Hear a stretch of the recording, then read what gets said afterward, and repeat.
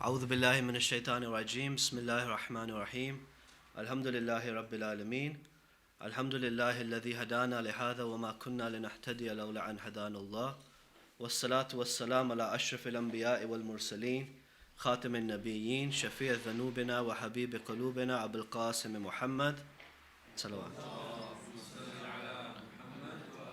والصلاة والسلام على أهل بيت الطيبين الطاهرين الذين أذهب الله عنهم الرجس وطهرهم تطهيرا صلوات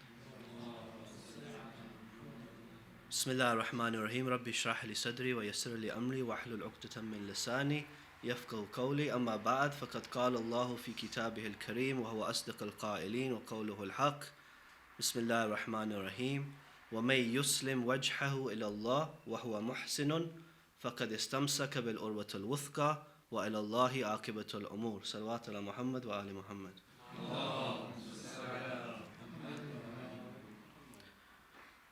What does Islam give us?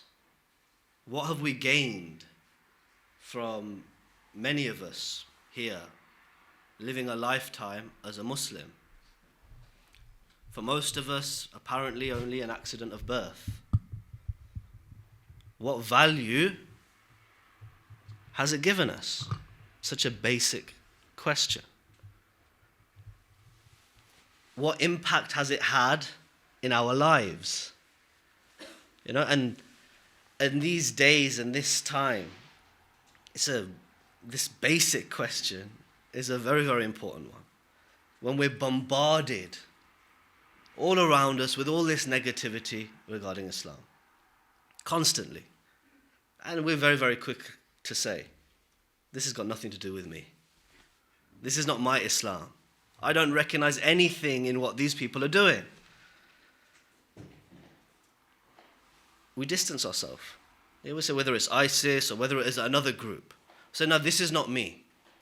I can't recognize anything that these people are doing. This is not my religion. This is not my faith. So the question is then, what has my faith given me? What has my religion given to me? What has a lifetime of remembering Hussein ibn Ali actually done? Has it given me anything more than identity? It has to be, surely. There must be something more than the brand. You know, we live in around us, all around us, we live in a society which is obsessed with brands, obsessed with the label. Okay, whether it's Armani or whether it's Moschino or whether it's Prado, people are using these brands. We use the brand. Maybe we're wearing Prado to look more sophisticated.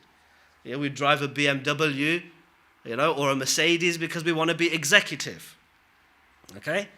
So we use these brands. And there's nothing wrong. There's nothing wrong with nice clothes. There's nothing wrong with fast cars and good cars. It's reported that the Prophet and Imam Ali, they appreciated the best of horses. There's nothing wrong, with something which is good. And we use a label to identify that it's something good. But there's a problem once the label, once the brand becomes more important than the function. And we see this all around us. We see people wearing designer spectacles and they don't need the spectacles to look through. There's a problem once the brand becomes more important than the function. And maybe we've been through these phases ourselves. And we see this all around us. That often this obsession with brand and identity is because of a lack of self-confidence. It's because of insecurities. I don't want to be seen as Ali Raza, I want to be seen as Ted Baker. So often it points to these insecurities. Once the brand is becoming more important than the function of the goods I'm using.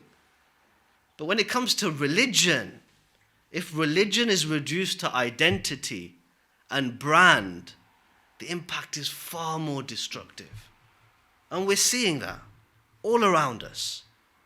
At one level, it is this preoccupation with identity and superficial difference which is causing us so many problems. So many problems. You know, when identity becomes the function of religion, it's not just about some mere, lack of self-confidence. No, it becomes a source of real difference. It becomes a real source of hate. And as we were just speaking about, it's becoming a source of death when religion is being reduced to identity. So surely Islam, surely the message of Hussein has something more to offer. There must be something beyond the brand. Okay, what is that value? Where is this teaching intending to take us? What's the output? What's the impact? Okay, it's this type of question which I want to raise and hopefully share and discuss. And you're probably very, very thankful that I've not got 40 slides of heavy legal theory to discuss with you, as it has been in my previous visits, okay? So hopefully it should be something which we can genuinely engage with and access, and hopefully I can benefit from you guys in the discussions as well. So it seems to me that the message of Islam is exceptionally simple. Exceptionally simple. Okay? Very, very simply, it's a movement towards godliness. Islam is intended as an active process. It's meant to take us somewhere. Okay, to move us from being self-centered to being God-centered. Islam isn't simply a brand. It's meant to be a process. It's meant to take us somewhere. Okay, we can look at the teachings of Islam and very simply categorize them, for the sake of our understanding, into two aspects. On one side, Islam gives us explanation. It helps us answer questions we might have about the world, about existence. Okay, so on one hand, it's dealing with explanation. On the other hand, it's dealing with guidance. It wants to help us navigate, through this world that we live in. Okay? And through this explanation and this guidance, it wishes to move us towards Allah subhanahu wa ta'ala, to move us towards God, to move us towards godliness. All right? As simple as that. Okay? So there's nothing to it. Of course, to live in this manner, we know and we see can be exceptionally difficult, especially when we get obsessed with these superficial differences. And we fail to recognize the function of what these teachings hope to give us. Okay, so if we look at the verse which I've just mentioned, this God-centered, before we go to the verse, this God-centered vision of Islam, all right, is central to the Quranic message. You can't get past it. That the Quran is moving us towards making Allah the center of everything that we do. Okay, and this aspiration towards godliness is something epitomized by Rasulullah and Ahlul Bayt, and epitomized by Hussein ibn Ali, salamullahi alayh. Okay, and we hope that we can bring out some of these, some of their example to help us navigate, in the plural societies that we live, where we do live in difference, where we do live amongst diversity, okay, where everybody doesn't have the same identity. Look, this religion ought to be a means of us working through difference, okay, towards those common goods, all right, towards something beautiful, right, rather than seeing this difference as something which is leading to hate and which is leading to death. So if we look towards the Quran, okay, in the verse that I mentioned at the beginning of this khutbah, it says, وَمَيْ يُسْلِمْ وَجْهَهُ إِلَى اللَّهِ وَهُوَ مُحْسِنٌ فَقَدْ اسْتَمْسَكَ بِالْعُرْوَةِ الْوُثْقَى وَإِلَى اللَّهِ عَاقِبَةُ الْأُمُورِ. Right, in this, I'll translate it and we'll analyze it, hopefully, okay? In this verse, we see the Quran bringing together both of these elements that I'm talking about. All right, explanation and guidance. All right, the verse ends by saying, وَإِلَى اللَّهِ عَاقِبَةُ الْأُمُورِ. All right, to God is the end of all affairs. Right? The Quran repeats this message in different ways. Okay, again and again. وَإِلَى اللَّهِ مَرْجِعَكُمْ وَإِلَى اللَّهِ مَرْجِعَكُمْ جَمِيعًا. Okay, to God is your point of destination, all of you. God is the end. Elsewhere the Quran says, وَأَنَّ إِلَى رَبِّكَ الْمُنْتَهَى. Surely your Lord is the destination. It doesn't say the destination is your Lord. It says your Lord is the destination. Those of you who are familiar with the Arabic will show there's nothing beyond God in this statement in terms of where we are going. Okay, وَأَنَّ إِلَى رَبِّكَ الْمُنْتَهَى. Right now, the Mufassirin have analyzed this verse. What does it mean?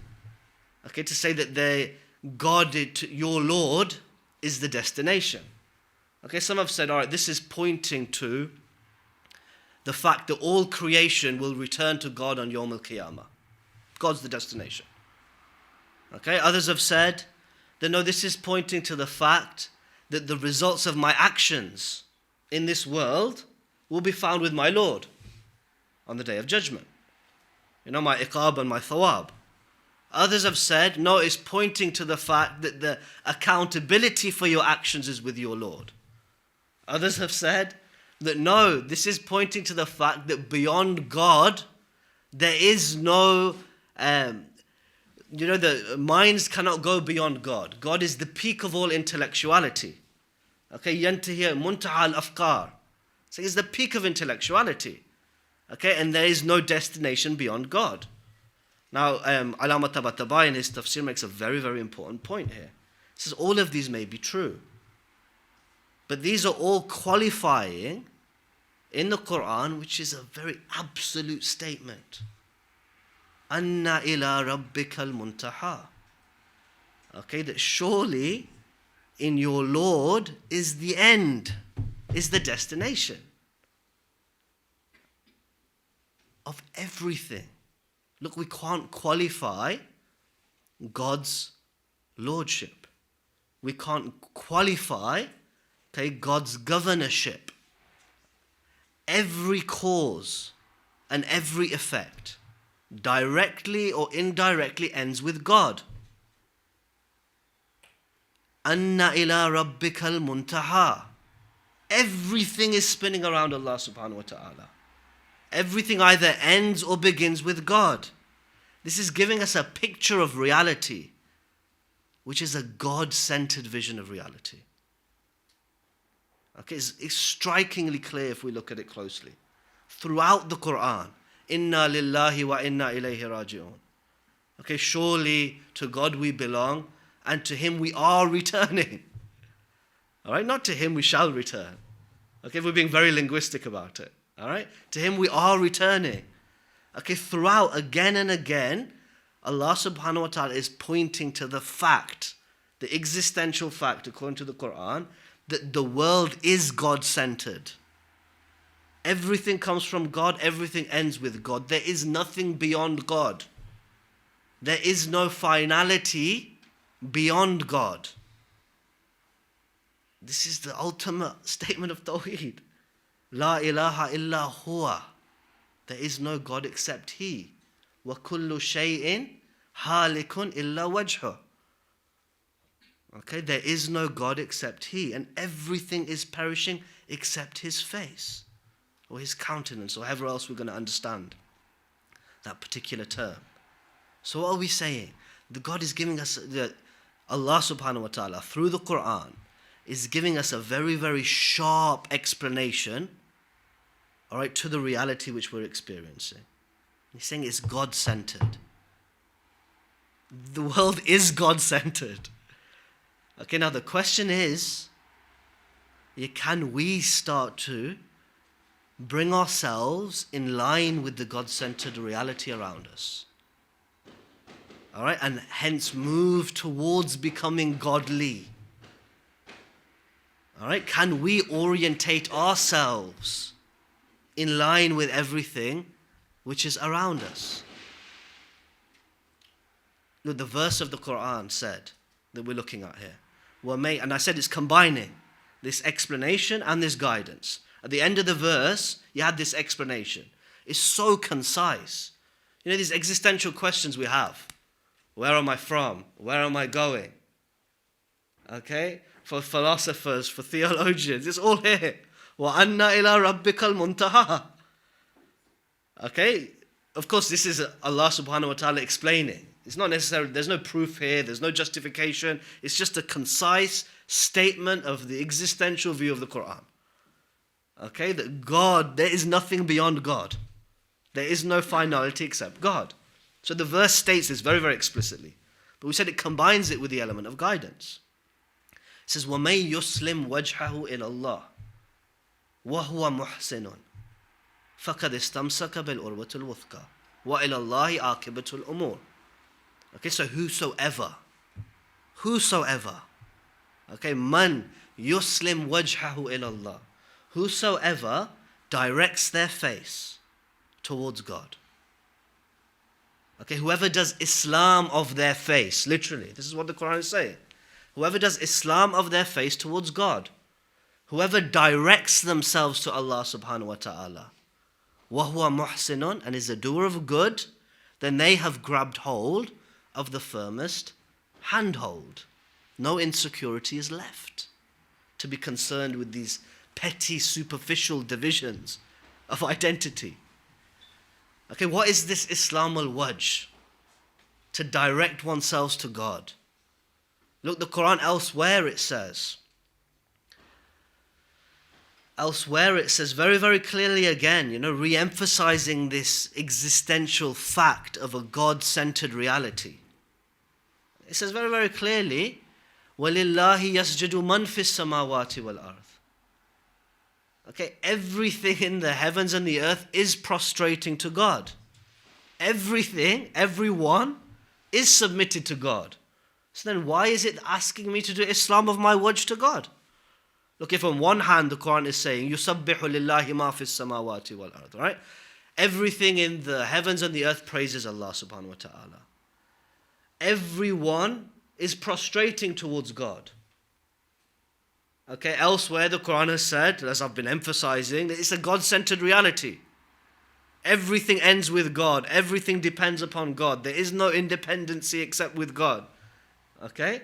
Yeah, now, on the other hand, it's saying do Islam. مَن يُسْلِمْ وَجْهَهُ إِلَى اللَّهِ. Okay, whosoever submits their face towards God. What's this call for Islam?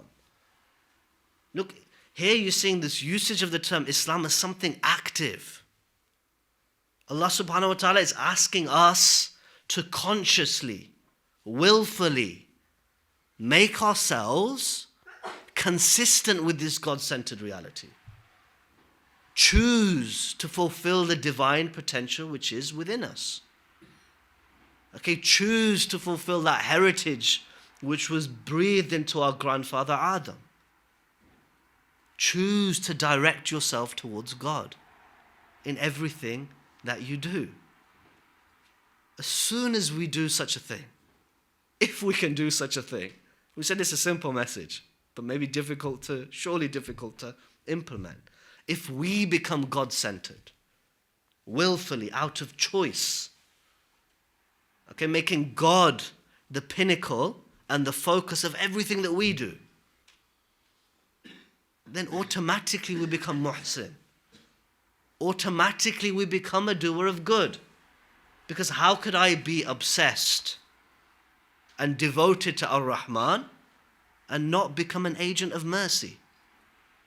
Look, how can I be consumed with As-Salam and not become a spreader of peace? Look, if we can direct ourselves, submit ourselves, okay, yeah, in everything that we do towards Allah, do this Islam of one's face towards God, we automatically become a muhsin. Okay, we automatically grab this firmest of handholds. And then there is no insecurity left. We become God-centered individuals. Okay, in line with this God-centered reality. And with such a vision of Islam, there's no room left for these superficial identities. There's no need for the insecurities. Look, the Quran itself says, فَقَدْ إِسْتَمْسَكَ بِالْعُرْوَةِ الْوُثْقَى. They've grabbed such people who are God-focused, are directing themselves towards Allah. They've grabbed hold of the firmest handhold. Okay, and man yuslim wajhahu. Then whether I'm describing myself as a Shia, I'm describing myself as a Christian, I'm describing myself as a Muslim. Look, simply taking the label of Muslim gives me nothing. Abu Sufyan carried the label of Muslim. Yes? Muawiyah carried the label of Muslim, was accorded the rights of being a Muslim by Rasulullah. We can't deny this stuff. Okay? Shimar, the killer of Imam Hussein, salamullahi alayhi, is said to be so concerned with fiqh. Right? After the events of Karbala, he was performing Hajj or Umrah. Okay? And he was concerned with either some blood or some najasat on his, on what he was wearing. Has my tawaf been accepted? Yeah, and it's reported he went to Imam Sajjad to clarify this question. This is the killer of Imam Hussein.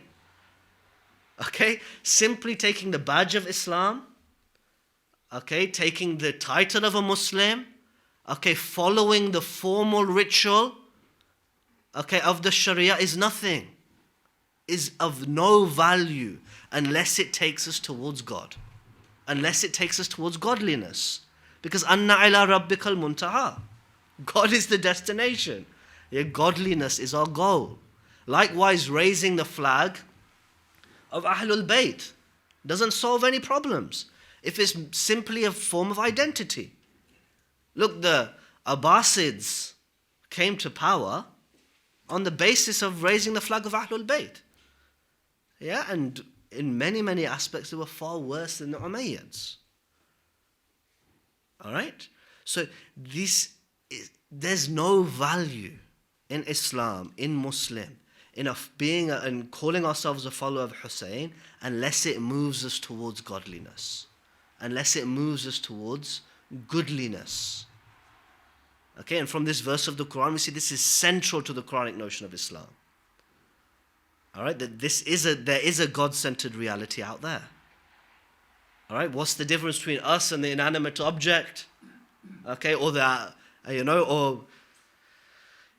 unthinking animal, is that we have the choice to choose to submit ourselves to God and to become godly. And in this sense, submitting one's face to Islam isn't the submission of a slave to a master. It's a process by which a slave can become a master. It's a process through which we can become Rahman and we can become Salam. Right? And this God-centered vision of Islam is what underscored everything Hussein ibn Ali did. Undoubtedly. Okay, how else could he have achieved what he achieved? Okay, once you become focused towards God, then you can say, Fiyi uswatun. Right? Then you can stand before people and say, in me as an example. As Hussein ibn Ali is reported to have done so. Look, superficial differences of identity didn't affect Imam Hussein in his mission. He was fully submitted to Allah subhanahu wa ta'ala. Okay, epitomizing this God-centered vision of Islam and this aspiration towards godliness, such that he could state in his dua al-Arafah, Ilahi a'lamtu bi'ikhtilaf al-athar wa tankilat al-atwar. Says, oh Allah, I've come to know. Okay, through the ikhtilaf al-athar, through these various effects, wa tankilat al-atwar, and through the constant moving of this cosmos. All right, if we're culturally translating, maybe we can say, oh Allah, I've come to know through difference and diversity, through change, okay, through variation, through this constant movement and differences that we observe empirically out there. It says, Ilahi a'lamtu bi'ikhtilaf al-athar wa tankilat al-atwar anna muradaka minni an tata'arrafa ilayya fi kulli shay'in.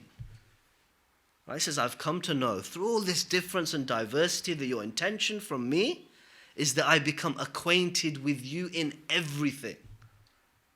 حَتَّى لَا أَجْحَلُكَ فِي شَيْءٍ. Right? Such that I am not ignorant or oblivious of you in anything. This is a man who was God-centered. Yeah, he's saying there's nothing which shouldn't be a means towards you. Right? And that's the, if you like, the central message which I want to revolve these lectures around. Okay, that everything ought to be seen as a means towards God. And nothing has value unless it's a means towards God and godliness. How else could Hussein ibn Ali achieve what he achieved? He didn't see age. He didn't see color. He didn't see these superficial distinctions of identity. He didn't even see religion. Look, we may well have heard of the story which is narrated about the Christian family who ended up accompanying Imam Hussein. The mother of Wahhab is said to have been inspired by her encounter, with Hussein ibn Ali, and why not be inspired by a man who is so God-centered, so God-focused, that he sees nothing except that it is a means of introducing Allah subhanahu wa ta'ala to him. All right, and everything becomes a means to godliness for him. Why wouldn't she be inspired? So this lady becomes inspired. Imam Hussein asks her to ask her son Wahab to join him in his mission, to join him in a stand for good, in pursuit of goodliness and godliness. He didn't ask him to change his superficial identity. He didn't ask him, become a Muslim, become a Shia. No. He says, come and let us move towards goodliness. Let us move towards godliness. We have to ask ourselves continuously, what value has Islam brought us? Is Islam moving me towards being more godly? Is it moving me to being more goodly? Is Allah subhanahu wa ta'ala the focus of everything that I do? Because there is no finality beyond God. Walhamdulillahi Rabbil Alameen wa sallallahu ala Sayyidina Muhammad wa ahli bayti at-tayyibin at-tahirin.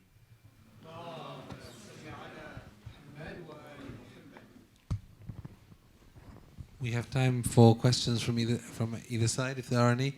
Starting from the lady side.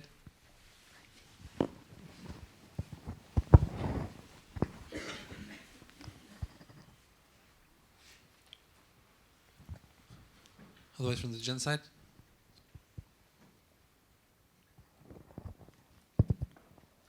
I'll start then. A couple of questions. Well, I'll start with one. You interchange goodliness and godliness quite a lot. Could you expand on that? Well, we see Allah subhanahu wa ta'ala as being, it's extremely theological discourse, So we see Allah subhanahu wa ta'ala as being the Huwal Jameel. He is beauty. He has no deficiency. This is a premise. This is a premise of being a Muslim. That he is the unique. He is the complete being. He is the needless. So he encompasses all goodness. So what is the difference between godliness and goodliness? There is no difference. To be godly is to be goodly. And if you're manifesting those beautiful characteristics of God, you're being godly. I don't know if that's, to me it's a very natural slip. And even in the English language, actually, the etymological origins of good is related to God. And if we look elsewhere in the Quran, we see this. We refer in the verse we mentioned, we're talking about muhsin and ihsan. So here again, I'm translating this as goodliness. And we see in the Quran references which are calling us to be goodly like God. Okay, ahsin kama ahsan Allahu alayk. Do good as God has done good to you. Take on those beautiful qualities of Allah subhanahu wa ta'ala.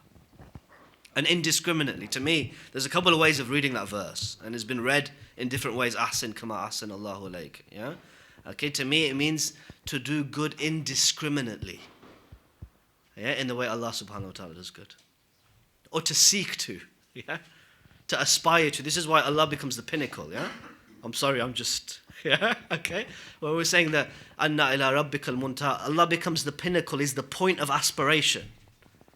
Yeah, sure, we can't reach Allah subhanahu wa ta'ala, but this is the direction. See, Islam is intending to give us direction. Yeah, it's painted this picture of reality, which is God-centered. Now it's saying you aspire towards God. You do Islam al-wajh ila-Allah, and you become a doer of good. Such a simple, beautiful message. And we get lost. We get lost with our, and maybe it's human nature. Yeah, we get lost and we need continually reminding of the simplicity of this beautiful message.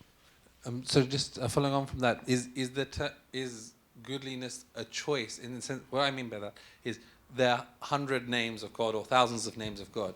The choice of goodliness being the one that is chosen, I mean, could you say the power, we should turn towards the power, we should turn towards beauty, we should turn towards lots of other things which to do with God.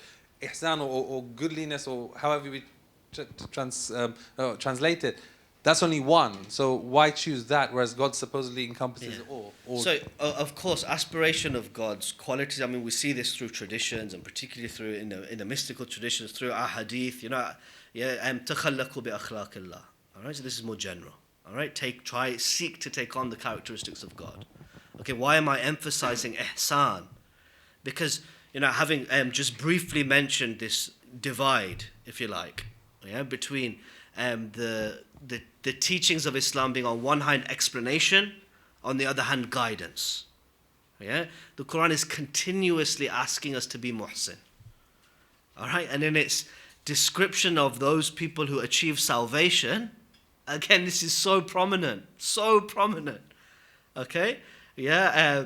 مَن يُسْلِمْ وَجْهَهُ إِلَى اللَّهِ وَهُوَ مُحْسِنًا. Yeah. Is there any better أحسن دينا من من يسلم وجهه إلى الله? Is there any better religion than the one who turns towards God and is a doer of good? All right, so in terms of the guidance the Quran is offering us, ihsan becomes a way of achieving these beautiful qualities of God and demonstrating them. And furthermore, again, particularly in Imami theology, these different attributes of God are distinct purely on a conceptual basis. All right, so I'm getting a little bit more technical here, okay, but the difference between God's power, His ilm, His justice, His even Him being mutakabbir, all right, is there. Wahid misdakan.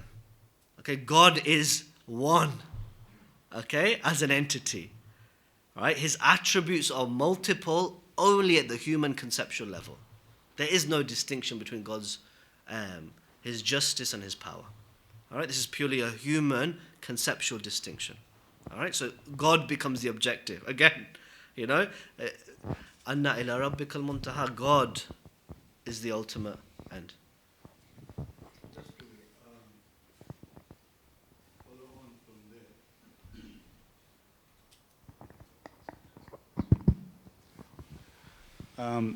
This distinction between goodliness and godliness, and you are drawing a link between the two.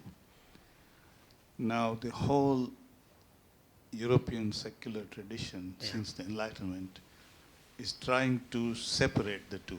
So you can be goodly without being godly. Yes. So where do we stand on that division? So again, I mean, if we're looking at the teachings of Islam, okay, it's fundamentally to me, Islam, the teachings of the Ahlul Bayt, they're advocating a spiritual morality. All right? So the content of the morality may be universal. All right, and those of you who have attended my previous lectures, may remember that this a universal notion of basic morality is fundamental to Imami theology. Okay, and is something which I obviously am advocating. Okay, so morality is secular, or basic morality, okay, is meta-religious. All right, telling the truth, being normally good, we didn't need the prophets to tell us this.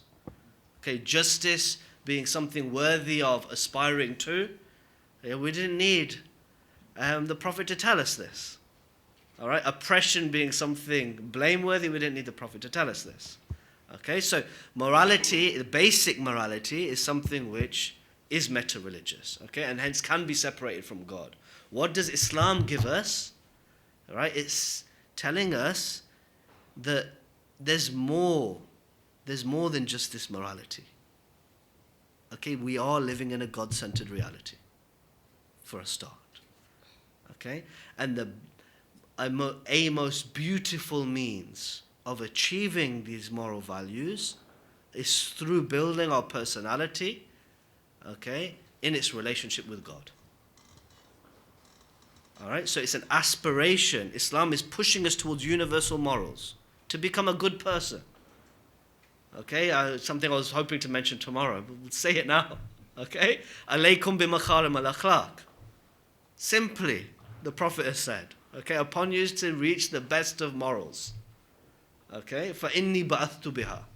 Surely I've been sent for this reason, nothing more. Okay, and this moral system is something universal. We'll see later on, Imam Hussein is talking about ma'ruf and munkar. Those things which are commonly understood to be good. Those which are commonly understood to be bad, he was trying to refrain from. So morality, we can have morality without God. Okay, but what would make our existence more complete is when we build our personality on a foundation of the relationship with God.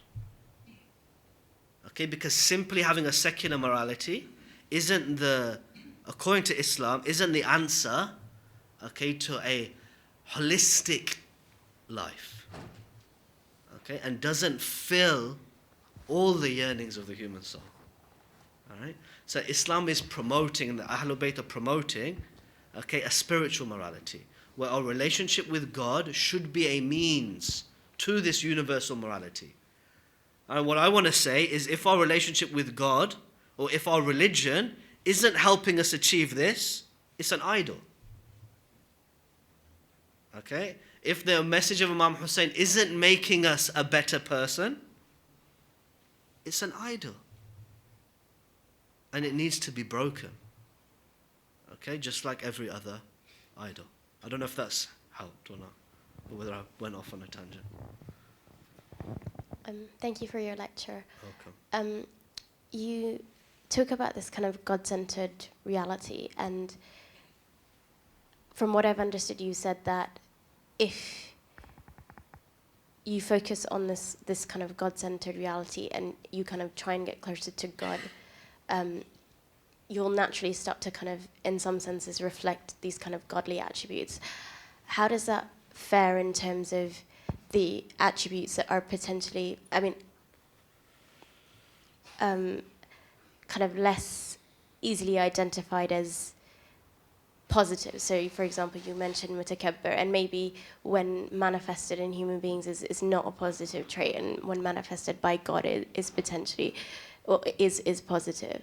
So how does it work in terms of the kind of other attributes of God that aren't salam or rahmah? It's an excellent question, all right, and one which I was expecting this crowd to give me at some point. Okay, having an understanding of the excellent crowd that it is. But what I'm trying to advocate, or what it seems to me the Quran is pushing to, is when we're saying that we need to become God-focused, it's about a consciousness of God. It's something we're brought up with as kids. Taqwa, wara'a. Okay, these basic concepts. These are religious concepts which aim to take us to this morality.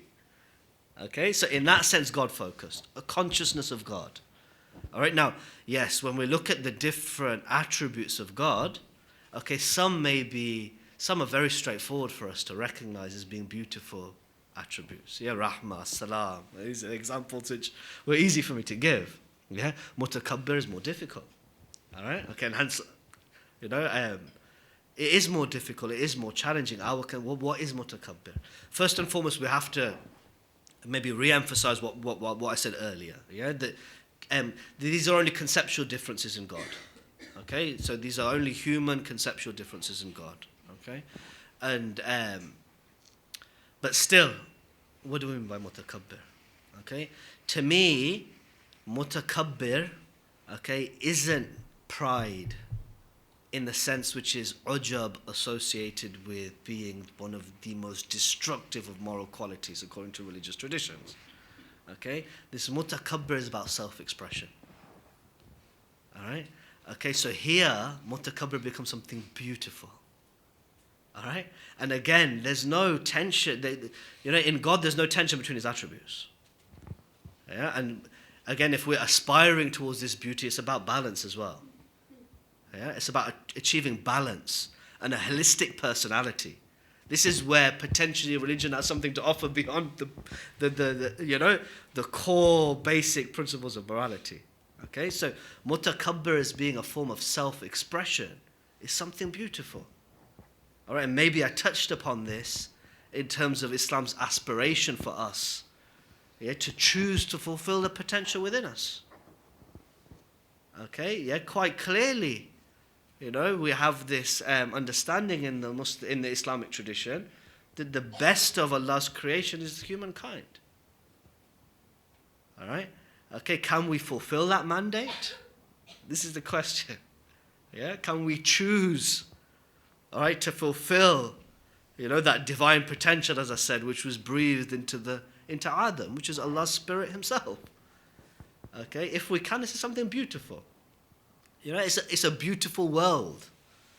Yeah, okay, and for us to blossom, if you like. Yeah, okay, and to express the divine potential which God has given me, this is something positive, very, very positive. To me, mutakabbir has this sense, but it's extremely difficult. I accept. Mutakabbir is something I've struggled with myself. Yeah, but in the discourse which I'm trying to put forward as a baseline for the subsequent lectures, especially tomorrow and Sunday, yeah, I want to look more closely at Sharia and more closely at the notion of ummah. Yeah, what I mean by being God-centered is simply having a consciousness of God. Yeah, simply having a consciousness of God, awareness of God, and a pursuit of development. Because if God is the pinnacle, according to the Quran, okay, then if we seek any aspiration, it's in that direction. Yeah. Thank you. So it's a good question. Yeah? And any questions from the lady, sir?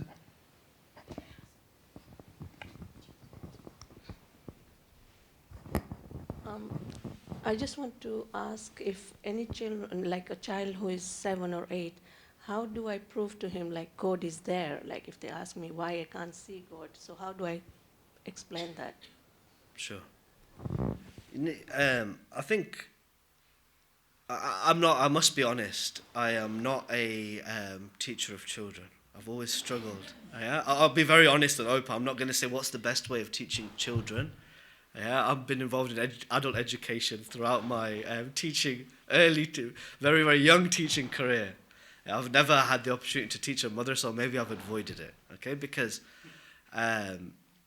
it's a huge task and a huge challenge to teach children. I have young children myself, and I realized how philosophically adept children are. It's incredible. Yeah, I think there are teachers here who will be in a better position to answer this question than me. Okay, but I get the feeling that we really, really underestimate the capability of youngsters to think in a philosophical manner. Okay, and that's why they keep asking why. All right, so I think we can use philosophical arguments, all right, or give them a philosophical sense when they're very, very young. Yeah, but this is just my sense. I'm not speaking as any sort of authority anyway, but especially not in response to this question. Yeah, What's more, they have a natural disposition, I believe. Okay? Yeah, they have a natural disposition to ask questions, to seek to understand. And as the Quran says, there are signs within us and there are signs around us. And I think we can use this empirical surroundings, the beauty around us. Okay, where did I come from? Yeah, they know there are kids. Where did we come from? Yeah, where did this come from? Very, very simple at this level. But I think we can use these simple philosophical, theological arguments. Yeah, where is God? Yeah, okay, yeah, where did we come from? Yeah, and at the same time, we should be pushing them towards science. Yeah, we have to give this balance to our kids, yeah? Okay, and not avoid the difficult questions. This is what I'm finding. Yeah, and I think as a community, and there's full of people in this room who are educators, who are engaged at the community at different levels, we really have to invest in the way we're in learning materials for kids. It's so, it's remarkably, we just don't have the literature. We need experts to give us the answers to these questions, and I'm not one. Yeah, honestly speaking, I'm not one. Yeah, but in terms of all teaching, what's the best way is example, right? If they see their parents as committed to God, yeah, and they see, tying this back into my theme, and they see this godliness impacting their parents, right? Not just being a label. Yeah, that has to be the best start. Has to be the best start. So again, I'm sorry for just, not directly answering your question. Yeah, so first and foremost, we have to have an understanding of God. Okay, and this should come out in what we do. Yeah, that we become godly beings. It has to, and this is what I'm trying to say. Islam has to have value. It has to have impact. First and foremost here. And then I can think about, is it even worth me teaching my conception of God to my children? This is an important question.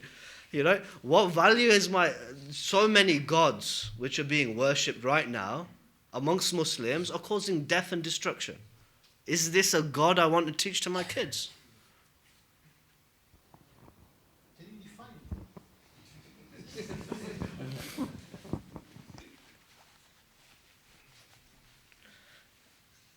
Is that a serious question? The Quran says, "Qul huwallahu ahad." Okay, yeah, and it's a beautiful, beautiful principle. Yeah, "Qul huwallahu ahad, Allahu samad, lam yalid, wa lam yulad, wa lam yakun lahu kufuwan ahad." Imam Ali breaks it down from here, okay, into ahadiyya and wahidiyya, that he is simple and unique. Right? God is the simple and the unique. Okay, so there is nothing like him. Okay, yet he's absolutely simple. This is a philosophically dense concept. Okay? Yeah, but on the other hand, God is something so intimate. So intimate. Yeah, and we can, again, I firmly believe that the value in our all we can have is a conception of God. Yeah, because God is the end point. Anything we have falls short of God. Any definition we give, huwa al-qahir. Okay, he is beyond definition. The Quran itself is saying he's overpowering. So we can't define God. All we can have is a fallible conception of God. All we can have is a fallible conception of God. Yeah, the Quran itself is testament to this. Okay, Imam Ali repeatedly is saying this. Anytime you define him, you've limited him. Okay, and he's beyond limitations. All right, so all we have is a fallible conception of God, but I think we can have a pragmatic appraisal of our conception of God. Yeah? And say, is this conception of God making me a better person? Okay? If it is, then at least it's off the ground. If it's not, I think we have to reconsider. Seriously. Final question, I think, from... Okay, just the previous question on morality and spiritual morality. In reality, in real life, there's no difference, is there? I mean, a moral person would be doing good and so on, and a spiritual moral person would be doing the same. What would be the difference? Okay, so in terms of their output, there may not be a difference. There may not be an observable difference. Okay, so like we're saying, in teachings, the teachings of Islam are helping us to achieve moral ends. They're helping us to achieve moral ends. There's a beautiful tradition of the 11th Imam, which to me brings together this notion of spiritual morality. We see this type of tradition again and again. Yeah, it says, "Usikum bitaqwallah." All right, I advise you to be conscious of God. Wa ijtihad fillah. Yeah, it's quite a long hadith, so I'm paraphrasing. Okay, bil ma'na, right? Okay, and it says that, and I advise you to struggle in the way of God. These are two spiritual, or if you like, religious, devotional, requests or advices. Okay, be aware of God, struggle in the way of God. Okay, struggle with your soul. Then it says, وَصِدْكَ الْحَدِيثِ. Be truthful in your word. Okay, this is a universal moral proposition. Okay, وَأَدَاءَ الْأَمَانَةِ إِلَى مَنِ اعْتَمَنَكُمْ. You fulfill your trust to whosoever entrusts you. Again, it's a universal, basic moral principle. Whether he's a virtuous person or a fajr. Okay? Yes, so the Imams, they're linking these two things. They're saying that, look, in aspiration for these moral qualities, okay, godliness should be a means. If it's not, it's irrelevant. It's absolutely irrelevant if it's not. Okay, and it's such simple messages. Be aware of God, struggle in the way of God, be truthful, be honest to whosoever entrusts you. Then it continues as watul is-sujud, and extend your prostration. Okay? Yeah, wa tilawat al-Quran. Yeah, wa husn al-jiwar, flips back to the moral. Again, it's basic morality. Okay, so he's saying that, the Imam is saying, he's saying that, look, be true, be conscious of God. So this is again God-centered. Be conscious of God. Struggle. Be truthful. Be honest. Prostrate before God. Recite the Quran and be a good neighbor. I mean, it's a remarkably simple message. Yeah, that build your personality on a foundation of God. Okay, and seek to be godly. Yeah, now obviously the vision of Islam is that through godliness, it can give us more. Right now we're in such a defensive situation. Muslims are in so much crisis.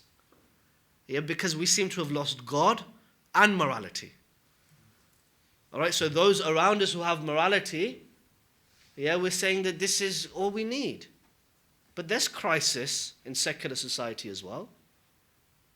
There is. We also have to be careful when we're just rejecting, what's going on, in the Muslim world and saying that universal morality. There's crisis in the Western world. Look at Iqbal by sitting, looking at me. Look at the economic underpinnings of Western society. Through capitalism, through the lack of development, the lack of distribution of wealth, the inequality. Look at the poverty in the world. Okay, look at the objectification of women. Okay, look at the crisis of children. Yeah, look at the corruption in our society. We could say, okay, it may still be better than a Muslim society, but there's still problems here. Now, why are we having such questions? I think, I don't want to read into you, yeah? It seems to me that because Muslims have lost both God, okay, I'm being very stereotypical here, yeah, but it's just to emphasize more. Because we've lost God and morality, I think all we need is morality to solve all our problems. Look, basic morality is part of the story. Okay, and yes, we need that. And if our conception of religion isn't giving us that, we've got to reconsider our conception of religion. But through building our personality as an individual and as a society, okay, on a relationship with God, it seems to me the aspiration of Islam is that we can have much more. All right, and it can also help solve some of the problems which other societies are still facing. Thank you very much. I think we'll end there. Salawat. Allah.